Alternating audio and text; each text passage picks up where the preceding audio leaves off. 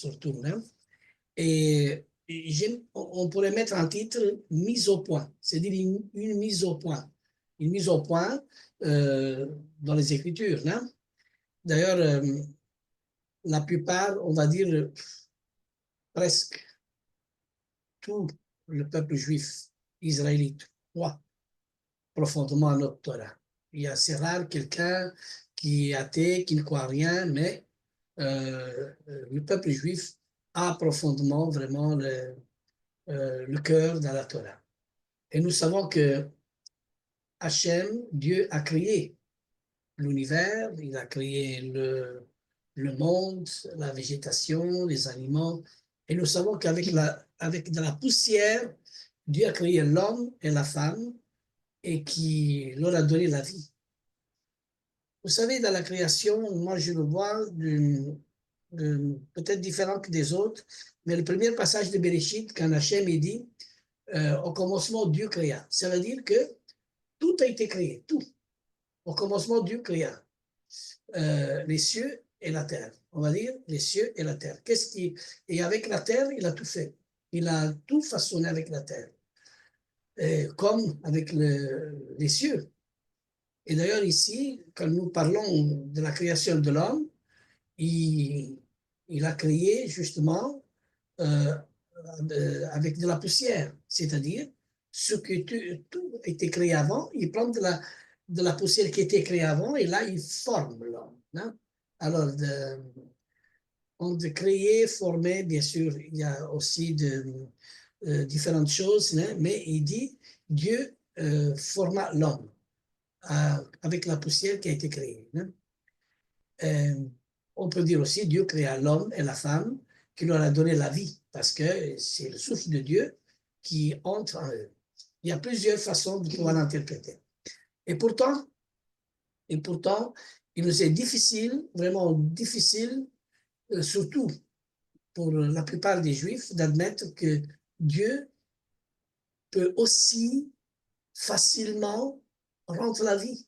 C'est-à-dire, en parenthèse, on pourrait dire résurrection, ou mettre une vierge, une jeune femme enceinte pour se manifester sous la forme d'un homme, le Messie. C'est ça qui dit la Torah. D'ailleurs, le prophète Ésaïe, chapitre 7, verset 14. On va le lire. Merci. Ésaïe, chapitre 7, verset 14. Oui, j'arrive.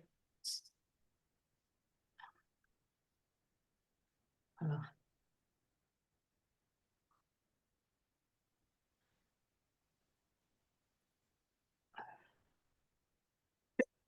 Ésaïe. Chapitre 7, 7, verset 14. 14. C'est pourquoi le Seigneur lui-même vous donnera un signe. Voici, la jeune fille deviendra enceinte, elle enfantera un fils, et elle lui donnera le nom d'Emmanuel.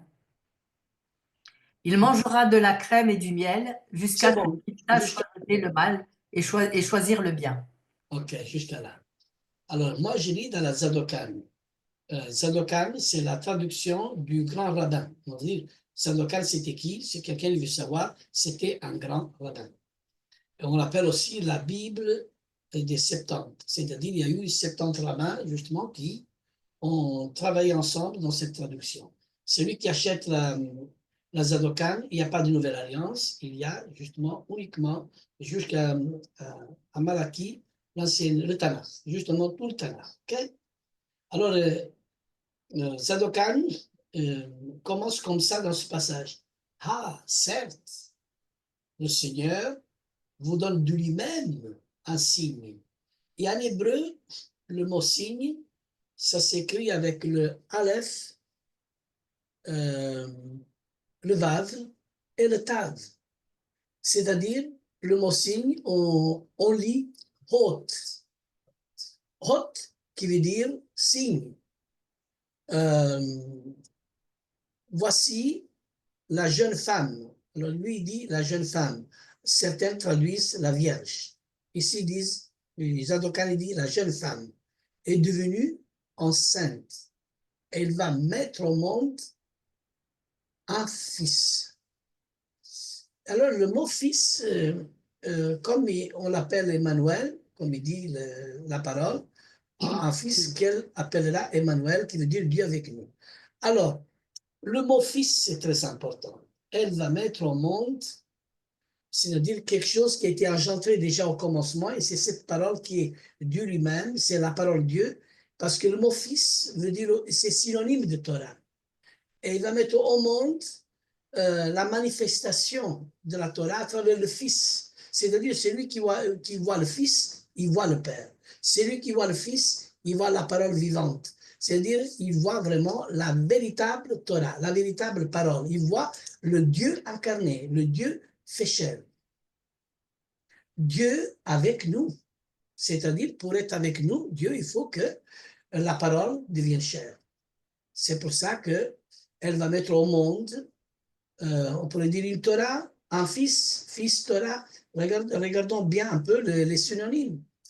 Même le passage d'Ésaïe, au chapitre 9, il dit, un enfant nous est né, un fils nous est donné. Voulons dire, si l'enfant est né, la Torah nous a été donnée.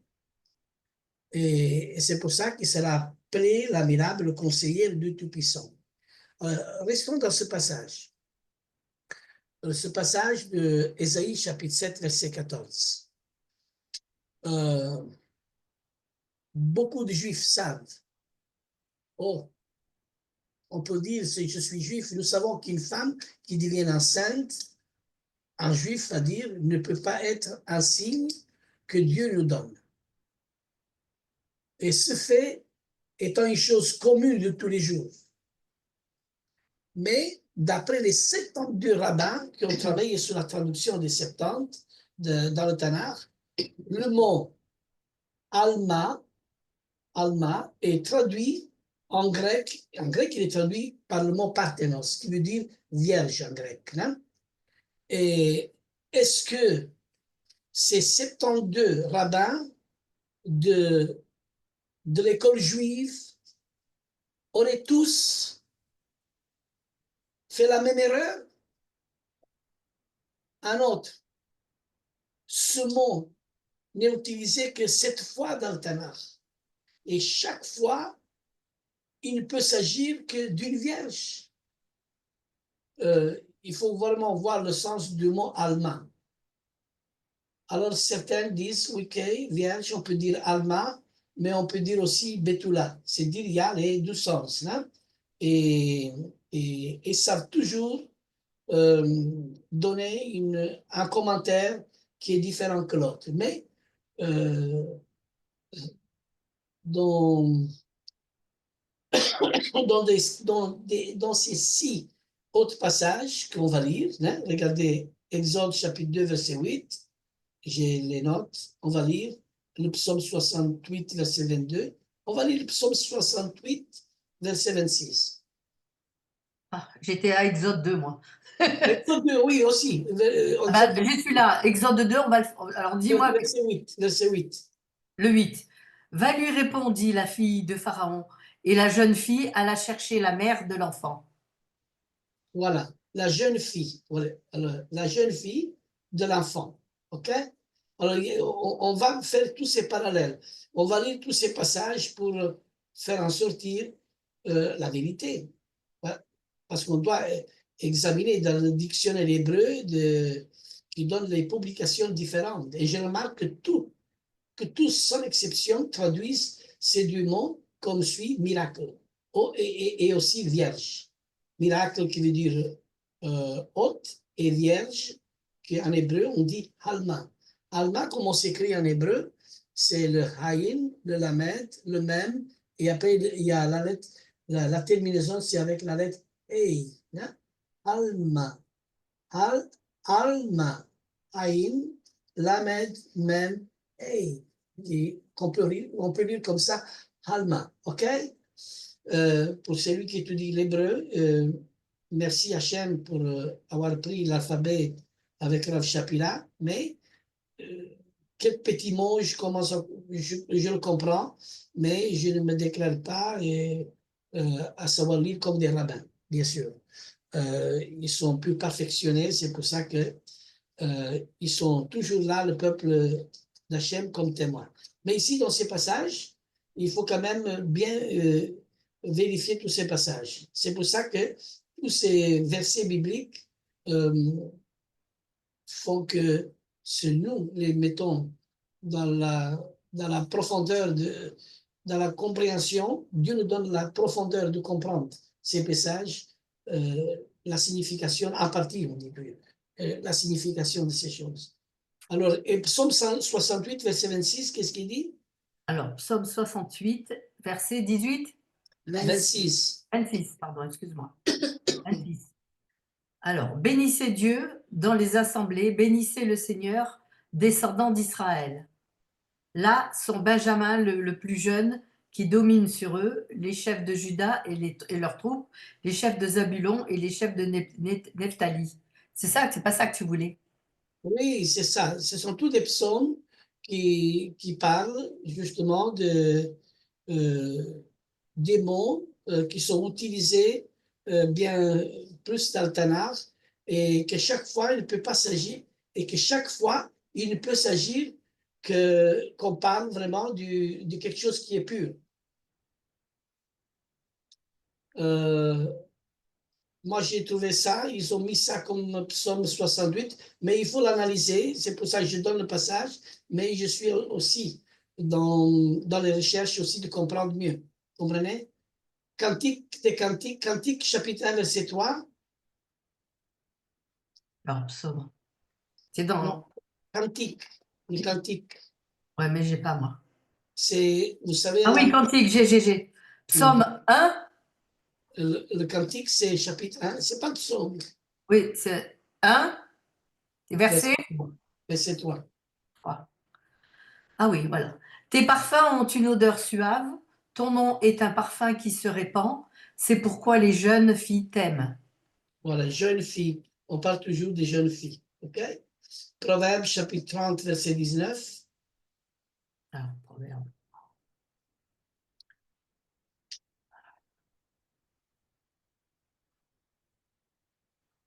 Des fois, on peut avoir, dans les psaumes, il y a toujours un passage qui est avant ou après. C'est pour ça que des fois, il ne correspond pas. Il faut vérifier. La trace de l'aigle dans les cieux, la trace du serpent sur le rocher, la trace du navire au milieu de la mer et la trace de l'homme chez la jeune femme. Et la trace chez la jeune femme, qui parle aussi d'une jeune femme, qui, qui parle d'une femme qui est vierge. Genèse chapitre 24, verset 43. Genèse 24, 43. Voici, je me tiens près de la source d'eau, et que la jeune fille qui sortira pour puiser, à qui je dirai, laisse-moi boire, je te prie un peu d'eau et de ta cruche, et qui me répondra. OK. On a lu ces passages. Alors, les grands rabbins qui traduisent nos écritures, il faut savoir qu'ils sont humains comme nous. Et ils ont aussi des sentiments, aussi de l'orgueil, de la fierté, tous. Et ils ont peut-être, je dirais, crainte.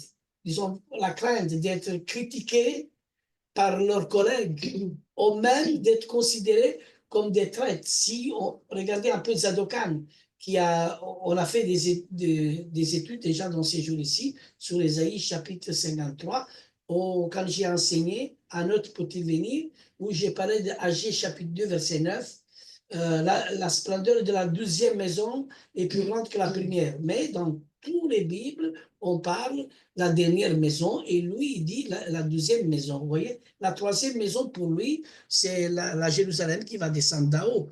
Alors, il y a eu vraiment, lui, il a eu le courage, vraiment la force d'écrire ce que son cœur ressent correctement.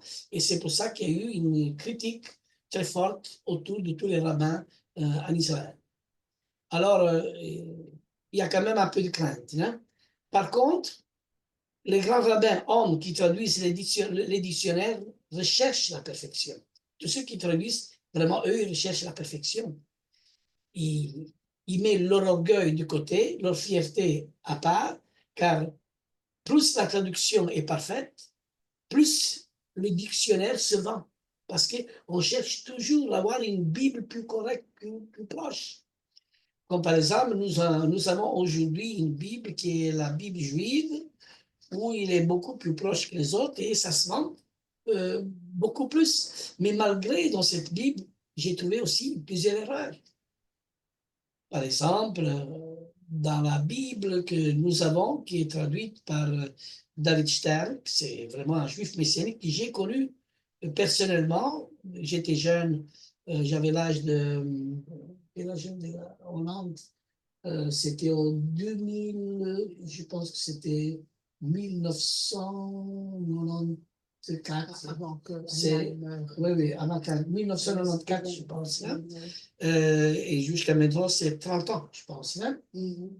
30 ans d'ici. C'était lui qui était en train de traduire la Bible en hébreu. C'était le premier, justement. Hein? Et il a donné un enseignement en Hollande et je l'ai vu personnellement et on était tous contents de voir un messianique pour la première fois, un juif qui traduit une Bible et là il a donné quand même une bonne traduction dans beaucoup de choses où il a mis les mises au point dans certaines choses. Mais il y a quand même le canal humain qui est là et le canal humain il doit être examiné et, et dans le canal humain, on trouve toujours des pensées humaines et parfois on se rend compte qu'on a commis des erreurs. Par exemple, la Ruach HaKodesh, c'est la partie féminine de Dieu. Et il lui traduit le Ruach HaKodesh. Le Ruach HaKodesh en étant masculin. Mais en Dieu, il y a quand même la partie féminine pour que la parole soit engendrée. Comment on peut engendrer la parole sans la partie féminine? Alors, il y a beaucoup de discussions aussi au milieu du peuple juif. Hein? Mais, comment dire, deux questions, trois opinions, ça se discute toujours. C'est pour ça que chez les rabbins, ça se discute et on garde les écrits et plus tard, on dira, tel rabbin a dit ça et l'autre a dit ça. Hein? Mais il faut être quand même très sage à ne pas critiquer et ne pas dire je ne suis pas d'accord pour... Non, ce sont des hommes qui ont voulu traduire comme ça et ont dit le Rav a traduit comme ça, mais je vois qu'une autre traduction est mieux traduite selon ma compréhension et voilà que on rentre dans la sagesse de se respecter et de s'accepter les uns les autres. Celui qui est parfait et qui est sans erreur, sans défaut, il n'y a que Dieu. C'est lui. C'est pour ça qu'Yeshua il dit, il faut suivre moi. Moi, je suis la parole. Moi, je suis la Torah. La lettre, lui-même, Yeshua, il a dit, la lettre tue. Pourquoi la lettre tue? Parce qu'il est mal interprété, mal traduite. La lettre tue, mais l'esprit vivifie. Alléluia. C'est ça. Qui est l'esprit? Et c'est lui qui a inspiré la parole. Voilà. Et c'est mis au point, comprise. Regarde un peu Ésaïe chapitre 7, qu'est-ce qu'on a lu au verset 14. Le Seigneur vous donne lui-même un miracle. Il vous donne un signe. Il vous donne un miracle, un signe. Voici la jeune femme, la Vierge, est devenue enceinte. Elle va mettre au monde un fils qui sera Dieu avec nous. Ceci n'est plus une chose commune de tous les jours. Seule la traduction erronée de deux mots nous cache la réalité. Alléluia. C'est pour ça qu'il y a une réelle objection. Et la plupart des Israélites pensent qu'ils doivent défendre la position officielle à ce sujet. Il y a, il y a une longue tradition d'opposition et d'incroyance à l'égard de Yeshua. Et tout Israélite pense qu'ils doivent défendre ce point de vue hostile, même s'ils ne comprennent Voilà. pas pourquoi. Il y a une version ici, celui Oui. c'est comme, on appelle ça Scofield. Scofield. Scofield dit, c'est pourquoi le Seigneur lui-même vous donnera un signe. Voici la Vierge. La Vierge deviendra enceinte. Elle Oui. enfantera un fils. Oui. Donc lui, au moins, il a dit la Vierge. La Vierge, mais dans d'autres traductions, ils disent une jeune femme. Une jeune Voilà. femme. Ça peut être traduit, comme je viens de dire, haute, ça peut être aussi traduit Betula, qui veut dire aussi la même chose. Seulement que Betula, c'est une femme qui est mariée, qui n'est pas vierge et qui peut avoir un fils. C'est la différence. Voilà, c'est ça. C'est la différence. Alors, il en résulte que l'objection à Yeshua n'est pas le fruit d'une réflexion personnelle sincère ou d'une réelle étude de la question, mais une simple barrière intellectuelle pour garder Yeshua en dehors de la pensée. Justement, juste de mettre Yeshua en dehors de la pensée. Par exemple, Joël, il vient de dire, voilà, Isaïe, chapitre 53, il y a certains passages qui disent ça, non, c'est... Alors, on essaye de mettre une barrière intellectuelle pour garder Yeshua en dehors de la pensée selon la conduite de l'esprit. C'est juste une barrière. Et la réelle objection à Yeshua, celle dont nous ne parlons pas, c'est que ce qu'on ne désire pas faire face aux conséquences qu'une acceptation personnelle de Yeshua entraînerait. C'est-à-dire, nous savons très bien que si nous acceptons Yeshua, comme Yeshua dit les Juifs, si nous acceptons Yeshua comme Messie, nous serons rejetés par notre famille et considérés par les autres Israélites comme des traîtres. Comme par exemple, il y a les Marans. Qui sont les Marans? Les Marans, c'est les Grécos, des Messina, des Juifs qui ils se sont convertis de force au christianisme. Alors, pour sauver leur vie, ils ont changé leur nom.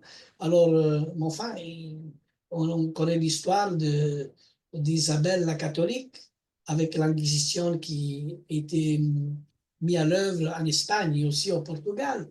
En 1492, il y avait vraiment une forte Inquisition. Alors, les Juifs, pour sauver leur vie,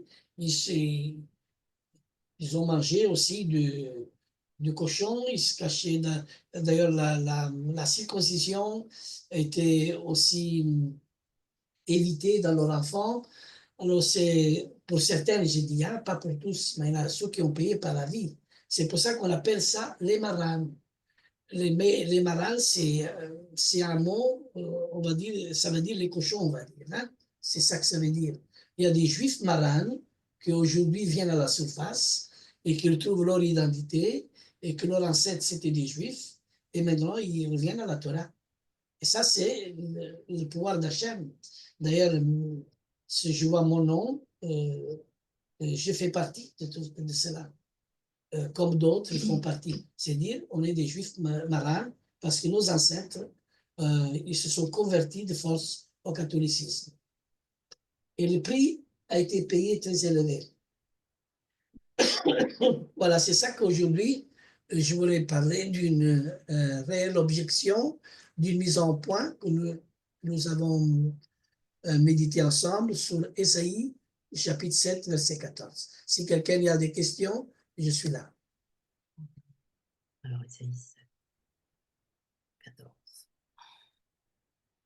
C'est pourquoi le Seigneur lui-même vous donnera un signe. Voici la jeune fille deviendra enceinte, elle enfantera un fils et elle lui donnera le nom d'Emmanuel. Ouais. Immanuel. Emmanuel. Immanuel. Ah d'accord, ça s'écrit EM, c'est pour ça que je dis Oui, Emmanuel. ça c'est, bien sûr, ça veut dire, c'est dire Dieu avec nous. Pourquoi Dieu avec nous? Pourquoi Dieu pour nous et pourquoi Dieu en nous? Voyez là les étapes, comment Dieu se manifeste au milieu de son peuple. Les prophètes parlaient pour nous, Dieu pour nous. Quelqu'un qui voulait savoir la parole d'Hachem, il fallait s'adresser au prophète, le prophète d'Hachem.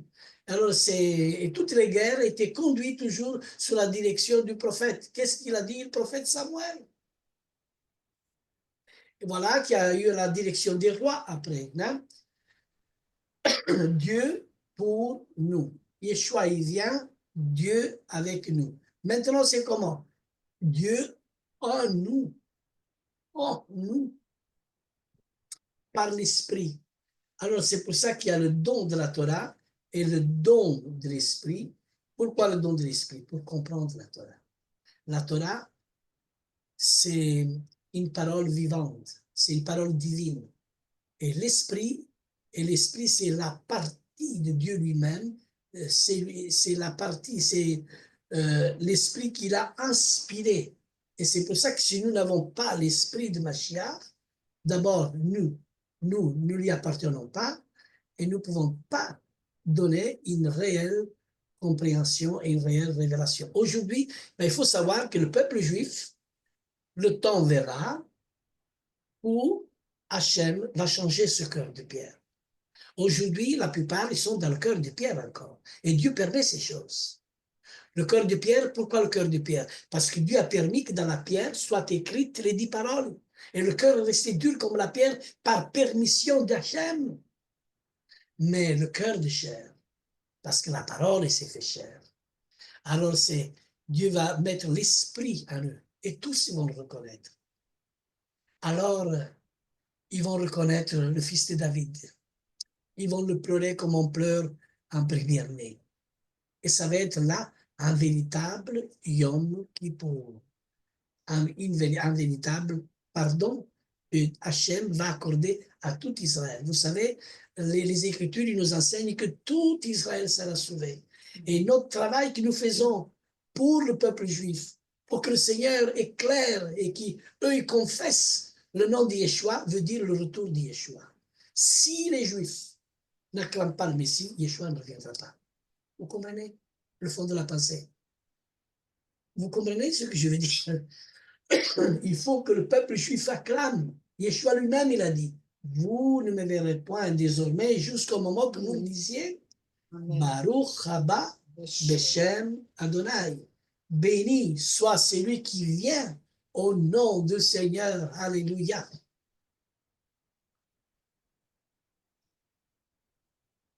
OK. Question? Bon, ma petite question, c'est sur le nom d'Emmanuel.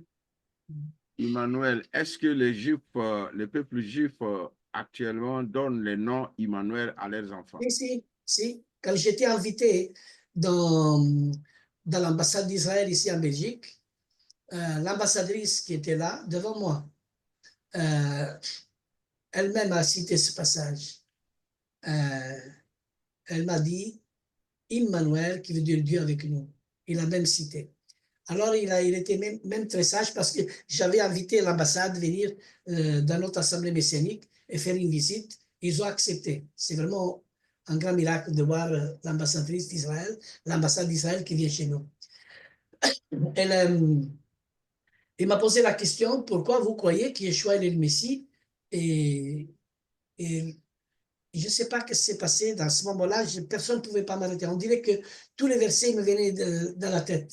On dirait qu'il y avait toute la Bible qui avait inscrit, tout sortait dans ma vie. Et pendant presque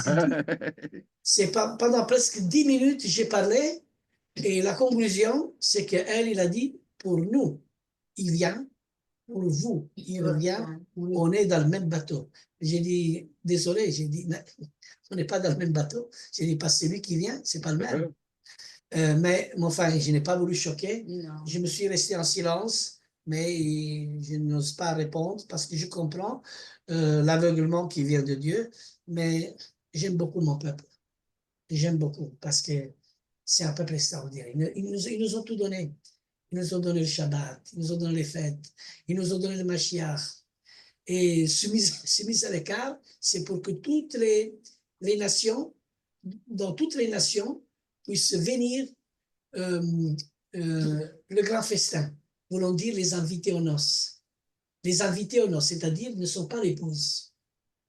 L'épouse, c'est Israël. Vous comprenez? L'épouse, c'est uniquement Israël. Mais après, il y a justement toutes les nations qui sont invitées et faire partie de l'épouse. Les noces sont arrivées, dit en Apocalypse chapitre 19, verset 9. Verset 6 à 9, c'est ça qu'il dit. On va lire ce passage, si vous avez 2002. Apocalypse combien? Chapitre 19, oui. verset 9, je pense, parce que vois un petit peu si c'est ça. Et l'ange me dit, écris heureux. Et l'ange me dit, écris heureux ceux qui sont appelés au festin des noces de l'agneau. Et il me dit, ces paroles sont les véritables paroles de Dieu. Amen. Heureux ceux qui sont appelés ou invités aux noces. C'est pour ça qu'il y a ceux qui sont appelés aux noces. Mais il y a les élus et il y a aussi ceux qui sont choisis. Vous voyez, comme quand Yeshua il viendra avec ses élus, ses fidèles et ses serviteurs. Et alors, quand on parle des élus, des fidèles et des serviteurs, l'ensemble de tous ces ces trois catégories, on va dire, ça c'est Keïla. L'ensemble de la Keïla, c'est les élus, les fidèles et les serviteurs. Et l'agneau, il vaincra. Et avec lui, ça c'est Apocalypse chapitre 17, verset 14. Ça, on peut le lire. Apocalypse, alors 17, verset 14. Ils combattront contre l'agneau et Qui l'agneau. va combattre contre l'agneau? La bête et le faux prophète. Ils combattront contre l'agneau et l'agneau les vaincra, parce qu'il est le Seigneur des seigneurs et le roi des rois. Et les appelés, les élus et les fidèles qui sont avec lui les vaincront aussi. Amen. Alors, Amen. ils les vaincront aussi, et les élus, les fidèles et les Exact. serviteurs. Ça, c'est les trois qui disent, viens Seigneur Yeshua. Alors ça, c'est aussi à mettre en parallèle dans l'Apocalypse chapitre 22, le dernier passage où il dit, l'esprit, l'épouse et l'esprit disent, viens Seigneur Yeshua. Mais il n'y a pas que l'esprit et l'épouse qui disent, viens. Ceux qui ont soif aussi disent, viens. Et ceux qui entendent la parole disent aussi, viens Seigneur Yeshua HaMashiach. Amen. Nous disons aussi, viens Seigneur, viens délivrer ton peuple. Mais avant que le peuple soit délivré, vous voyez, qu'est-ce qu'encore on doit subir? C'est lui qui va venir dans son propre nom et dans sa propre autorité. C'est-à-dire, ce n'est pas encore terminé. C'est pour ça que nous sommes déjà à l'avance à comprendre certaines prophéties à rapport beaucoup de croyants, mais c'est pour ça que nous devons les aider. Peut-être nous sommes en minorité, mais c'est la minorité qui détiennent vraiment la révélation. Donc, tout ça a été toujours comme ça. Même dans l'Arche de Noé, il y avait 8 personnes. Ce n'était pas la majorité. C'était juste un petit nombre qui détiennent justement. Oui, Jeanne. Ton micro, Jeanne. Ton micro. Ouais, non, je voulais juste confirmer ce que tu disais, Lorenzo, tout à l'heure, parce qu'avec le fait que moi, je parle français, italien, souvent, bah, je traduis des trucs. Et puis, effectivement, spécialement dans les Bibles, même si j'ai différentes, déjà entre la Bible italienne, la même Bible, hein, la même édition, eh bien, ça n'a rien à voir.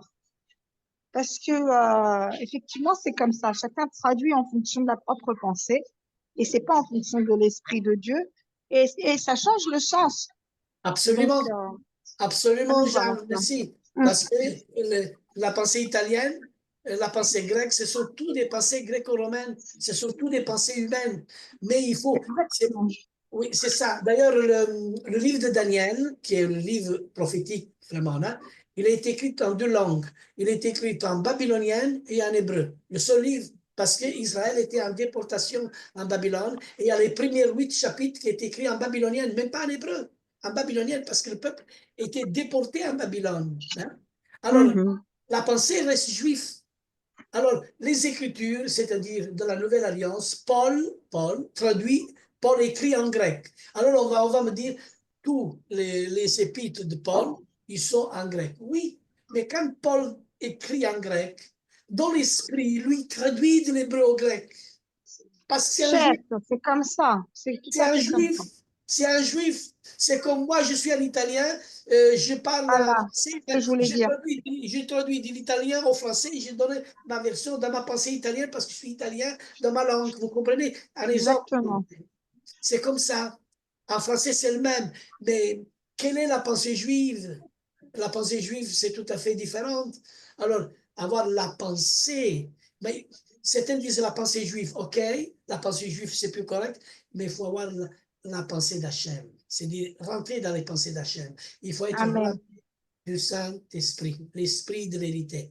Alors, quand on parle de l'esprit de vérité, c'est fini la pensée juive, c'est fini la pensée gréco-romaine, c'est la pensée de Dieu lui-même parce que l'esprit révèle la vérité, donne la révélation. C'est pour ça qu'il faut lire plusieurs traductions, comme je fais, et après, aller dans les profondeurs. J'arrive à découvrir, bien sûr, certaines choses. Dans ma pensée humaine, je les comprends comme ça, mais je dis toujours, je suis un canal humain et je dois être examiné. C'est-à-dire, je ne détiens pas toute la vérité. Impossible. Il n'y a que Dieu qui détient la vérité. Mais si notre cœur est bon, c'est ça qui est important. C'est pour ça qu'il y a beaucoup, Joël souvent dit ça, Joël. Si beaucoup de personnes, qu'ils soient catholiques, qu'ils soient évangéliques, de n'importe de quelle appartenance de langue qui appartiennent, s'il y a le bon cœur, aime le Seigneur. Amen. Bravo, Lorenz. Je suis fière de toi, de ce que tu dis. Parce que moi, je le dis tout le temps. Et tout le monde est en train, les évangéliques, ils prennent les catholiques pour des fous. Enfin, c'est toujours des guerres, il y a des démons dans les statues, des trucs dans les... Alors que Magari, 10 ans avant, c'était eux les premiers qui étaient en train devant les statues, tu comprends? Donc, je dis pas que on va pas en arrière. Nous, maintenant, c'est la vérité, on va pas retourner à faire ces choses-là. Mais il faut pas non plus... parce qu'en allant de cette façon, on n'obtiendra jamais comment dire, l'estime, ou on nos guarde, non, un regard sur nous pour Bien dire sûr, hey, de quoi ça parle cette chose-là, le messianisme et tout ça, quoi. Ouais, Moi, je pense ça. Ouais, la médisance, la critique, le Non, légalisme, non, tout ça ne sont pas bons. C'est-à-dire, nous non. devons être revêtus de l'amour de Dieu.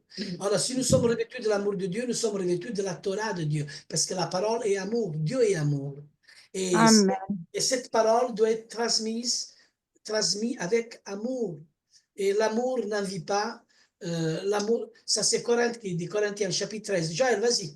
Ça c'est bon à lire. Chapitre 13. Et après on termine. Alors, Corinthiens. 1 Corinthiens, Oui, oui, oui. chapitre 13. Du verset 1. Ah, du verset 1, pardon. 1 Corinthiens 1. Attends, Du d'accord. verset 1 jusqu'à 4, plus ou moins. Alors, 1 Corinthiens 13, 1. Quand je parlerai les langues des hommes et des anges, si je n'ai pas la charité, je suis airain qui résonne ou une cymbale qui retentit. Quand je parlerai les langues des hommes et des anges, si je n'ai pas la charité, je n'ai pas l'amour. C'est mieux de dire l'amour. Ouais, bah, eux ils disent comme ça. Oui, Si je n'ai pas l'amour, je suis un airain qui résonne ou une cymbale qui retentit. Oui, continue. Et quand j'aurai le don de prophétie, la science de tous les mystères et de toute la connaissance, quand j'aurai même toute la foi jusqu'à transporter des montagnes, si je n'ai pas la charité, je ne suis rien. Voilà, on n'est rien. Vous savez, on n'est rien. Vous savez, il y a Paul Guénassian, notre rave, il racontait toujours cela. Il y a une bonne femme, une brave femme qui disait toujours aux yeux de Dieu, Seigneur, dis-moi qu'est-ce que je suis. Dis-moi vraiment qu'est-ce que je suis. Et il y avait justement un couple qui était en train de se disputer. Elle sortait, elle avait été nettoyer l'assemblée. Oui. Et elle sortait de là. Et alors elle se disait, Seigneur, montre-moi qui je suis à tes yeux. Et justement, un couple se disputait devant leur porte. Et la femme au de la moment mort. qu'elle passe, elle entend rien. C'était le mari qui se disputait avec sa femme. Et qui disait ça, ce mot-là. Alors, rien dans l'esprit, rien dans l'âme et rien dans le corps. Ok, c'est triste. Oui, c'est-à-dire, si on n'a pas l'amour, c'est pour ça que, mes frères, la mishpacha, c'est une famille. Et c'est vrai, des fois, ça arrive qu'il y a des incompréhensions, des fois, ça arrive des querelles, c'est normal, on est des humains, mais l'amour couvre tout. L'amour couvre tous les péchés. Ok? C'est l'amour qui doit régner en nous. S'il règne l'amour, il règne la Torah. S'il règne l'amour, règne le Saint-Esprit, règne l'Esprit de Dieu. Amen. Amen.